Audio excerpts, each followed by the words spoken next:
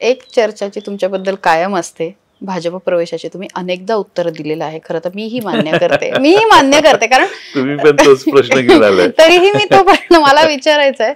हे सारखी ही बातमी येते, म्हणजे काय, म्हणजे आग आहे म्हणून दूर आहे अशी खरंच काही चर्चा आहे? तुमच्याकडे ऑफर आहे काय नेमकं खरं यातलं? माझ्याकडे काहीच नाहीये आणि माझ्याकडं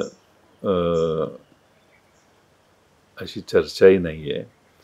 पण हे एक महाराष्ट्रात यंत्रणा कार्यरत असते. मधून मधून माझी आठवण त्या यंत्रणेला येते आणि मग माझ्याबद्दल अविश्वासार्हता निर्माण व्हावी, विश्वासार्हतेवर प्रश्न निर्माण व्हावं असा प्रयत्न ज्या सेक्शनकडून होतो ते पुन्हा कार्यरत होतात मध्ये मध्ये मध्ये. पण मग हे सेक्शन कुठलं आहे, म्हणजे पक्षातलं आहे का बाहेरचं आहे? काय मला अजून आयडेंटिफाय झालेलं नाहीये, पण ते बाहेरचंच असेल बहुतेक.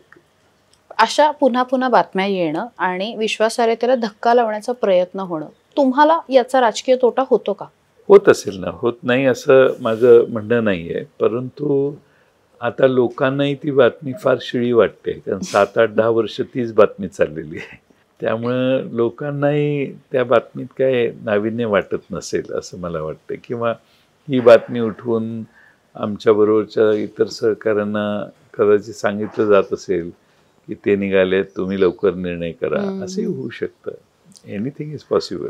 पण एक मुद्दा आहे की त्यांनी एक मंत्रिपद ठेवलेलं आहे आणि तिकडचे काही आमदार असं म्हणतात की नाही, जयंत पाटील साहेब येणार आहेत. म्हणजे असं नाहीये की ती फक्त बातमी आहे, त्याला खतपाणी देणारे लोक आहेत जे ऑन कॅमेरा येऊन बोलतात. पण त्याचं काय करायचं? त्यांचे ते माझे खरे हितचिंतक आहेत.